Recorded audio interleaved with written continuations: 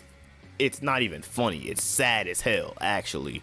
The last person I grabbed from Kenny's poll states how so-called anime YouTubers don't actually spend much time with the medium. I'm not the most informed when it comes to my peers, but I can provide a few examples in regards to this point. For me, the most notable creator that falls under this umbrella would be the Anime Man. To be completely fair to Joey, he dedicated quite a few years to the AniTube scene. He's since moved on to videos focused around Japan itself, though he also stays plenty busy with his podcast. Super Eye Patch Wolf is another person who started primarily as an anime YouTuber, then gradually shifted focus into other areas. Neither person did anything wrong in pursuing what they wanted, but fans only looking for select content may have moved elsewhere along the way. Overall, this survey from Kenny made for an interesting discussion, so I decided to pose the question myself. Amazingly, the results were nearly identical, despite the smaller sample size. So, does this mean that anime content is in a bad place? Not necessarily. I think the main issue lies with YouTube itself. There are thousands of amazing series to explore within this space, but in terms of videos, the mainstream has a firm hold. For those looking to become AniTubers, this serves as the path of least resistance. People who are new to the scene can jump right in, popular series have a built-in fan base, and the algorithm will absolutely adore the trending topics. Of course, the aforementioned trap still exists, burying some users in favor of others. This is where the underground AniTube community comes into play. If you dig a little deeper, you'll find enthusiasts talking about what they like. Some categories include seinen, visual novels, vintage offerings, doujins, obscure works, and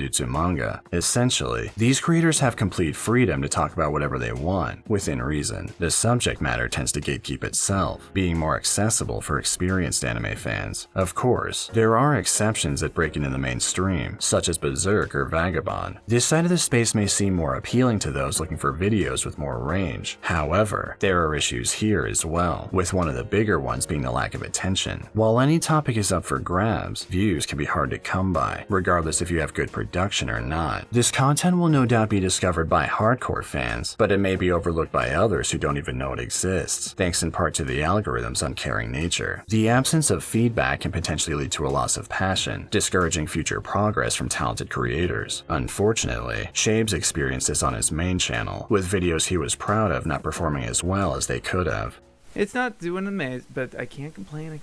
There's several videos in this digest that would love the kind of views that I'm getting on it, whatever. Okay. I'm just feeling at this point, it's because I'm just making things that I want to make, and it doesn't actually correlate with what people want to see. You know, and it's like, what is this? Or whatever. But like that, I didn't feel like that's what YouTube used to be like. The YouTube needs to be like this. Yeah, this is gonna be Shabe's complaining hour now. Like, yeah, I want to vent. Yeah. I'm really happy with how this came out, but I'm very unhappy with how it performed. And they're like, tough shit. That's all of us are going through. Yeah, YouTube sucks, bro. We know. I am now so discouraged about my performances on my main channel and the way that those videos have been going, that seeing my peers finding success is making me harder to talk about those videos. Like, I can't... Like, it's fucking with my mind. Considerably. I have to be honest. My friend Oni Eric has also been dealing with this problem for a while now. I still wish freaking YouTube boosted my channel a bit more. I'm ambitious, so I wanna see all the work I do pay off even more. Because, as I said, reading the comments you guys leave, that makes everything worth it. But as a creator, it's only natural that I want what I make to be seen by as many people as possible, if it deserves it. And I think I deserve it, if I'm being honest. It's a vicious cycle, because whenever I wanna start making videos, I always have so many doubts in my mind. There are not even doubts at this point, because I know I suck, or like 95% of people. So I really struggle to then concretize the idea, but eventually that the video comes out, the idea becomes a video. Then it performs poorly, and it only makes my self-esteem go lower and lower. I've always struggled with my self-esteem. And now we've reached this point where I've uploaded 2 videos in the last 6 months. I would like to make videos, but I just can't. I can't bring myself to. I'm partially burnt out. I'm tired. I'm busy. I'm so discouraged. I'm so sad that so few like my videos. But it's only for them that I've been keeping on going. It's only for those few people that actually enjoy my content that I've kept pushing, because I know they like it. And I'm sorry for disappointing them. I'm still trying only for them, for those who left compliments. Another issue that can be troubling involves select people misinterpreting works in a variety of ways. Subjective viewpoints are always welcome, but in some cases, the core values of a series can be misconstrued, and characters become watered down as a result. Granted, this can happen with any anime material, though personally, I see the topic brought up more with genres like seinen. The YouTuber Edward Takashi touched on this in one of his videos. Seinen by its definition might be geared towards young adult men, but it also very much appeals to young teens. And many teenagers these days, including myself just a few years ago, are in fact very lonely, very socially awkward, and quite frankly, don't really have a personality or many life experiences. So this demographic of people gravitate towards a manga like Vagabond because they can quote-unquote relate to it and make it a personality trait, which I don't think there is anything wrong with it. It's at worst maybe slightly annoying, but it's not a big deal. However, I'm seeing an alarming amount of people who not only make it a personality trait, but also fundamentally misunderstand and misinterpret everything a manga like Vagabond stands for. And by that point, it's not only annoying, but also becomes obnoxious, as well as concerning and sad. The AniTube sphere can be a fickle mistress depending on where you go, and numerous creators are doing their best to find an audience. Through my own time spent making content, I ended up in the underground portion of the scene. I've managed to get a moderate amount of attention, but I can't say I've ever thought too much about how to sell a video, so to speak. I at least try to make decent thumbnails, and I've adopted the light novel naming convention for titles, letting people know exactly what they're getting into. As for actual subject material, the Hyoka method guides my decision making. I'm the kind of person that can't let something go when it really interests me, and my original School Days and Corpse Party videos exist for this reason. At the time, I figured both of them were dead series, so digging into them was purely for my own satisfaction. I couldn't tell you why YouTube decided to boost them, other than the fact that I got lucky. As far as motivation, there isn't just one thing that pushes me, but a combination of things. I want to talk about stuff I enjoy to the best of my ability. I want to put a spotlight on series that don't get attention. I want to fulfill requests from others on material that they want to see. I want to test boundaries and shake the scene up a bit. I want to continue improving my production and skills in regards to content. I want to use the money I earn from videos to help take care of myself. I want to attack my depression and existentialism through the work that I produce. I want to see how far I can go. If you've been thinking of jumping into the AniTube space yourself, you may find it to be a rewarding experience. Whether you're looking to join the mainstream side, the underground scene, or even both, you'll be able to talk about the things you appreciate. There are plenty plenty of methods available when it comes to structuring content, but every approach is viable. In my case, I write and rewrite scripts constantly, record multiple takes of each voiceover line, meticulously edit the best ones, trim them to sound better, crop every panel I need, individually keyframe all my assets, and occasionally employ a detailed sound library for better immersion. That little rundown was mostly for the AI bros in chat, but all you really need is a microphone, some background visuals, and your personality. Stay enthusiastic while taking the earlier points into consideration. If you work on things for the right reasons, you'll feel accomplished no matter what the outcome is. There will always be creators making stuff worth checking out. You just have to keep an eye out for them. Rather than worrying about results, it's more important to make what you want to see. Achievements are a byproduct of doing what you enjoy, so have fun with the process. Selling is good, but don't lose track of what's important. In the end, there are multiple definitions of success, but ultimately, you're the one who has to live with the interpretation you choose for yourself.